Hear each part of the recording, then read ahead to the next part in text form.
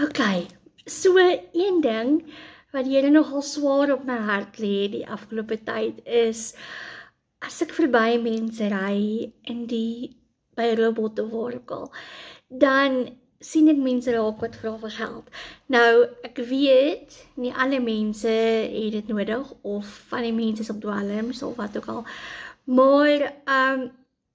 ek weet net, as iemand dit rarig nodig het, dan kry ek daai gevoel op my hart, en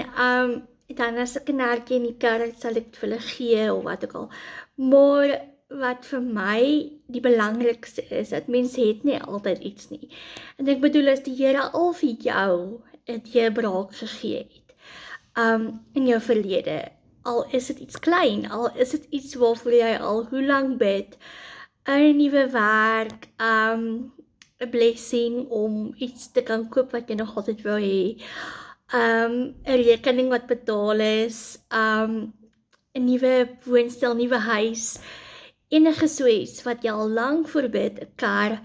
petrolgeld, al is dit klein of groot.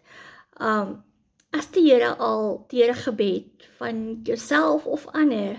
vir jou deurbrake gegee het, dan kan jy dit vir hulle ook doen, dan kan jy dit vir die armes ook doen.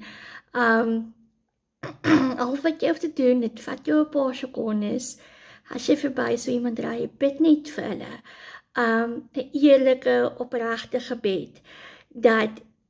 die Here hulle in daai oomblik, in daai situasie, in daai minuut, in that moment,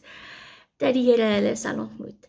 Want natuurlik gaan dit 'n effek hê. As jy dit in geloof bid, die Here sê, die Bybel sê, wat God en ek maar sê, al het jy geloof, so klein soos 'n mosterdsaadjie, kan jy berge verskuif. So, bid dit in Jesus naam, in opregtheid, eerlikheid, vir 'n spesiale ontmoeting met God, of net dat hy daai, of sy, daai spesiale liefde in daardie oomblik sal ervaar.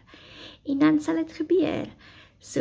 onthou dit bietjie volgende keer, as jy weer verby so iemand ry, al is dit net in die straat, nie noodwendig 'n robot nie, maar ja, enige plek. Okay, bye!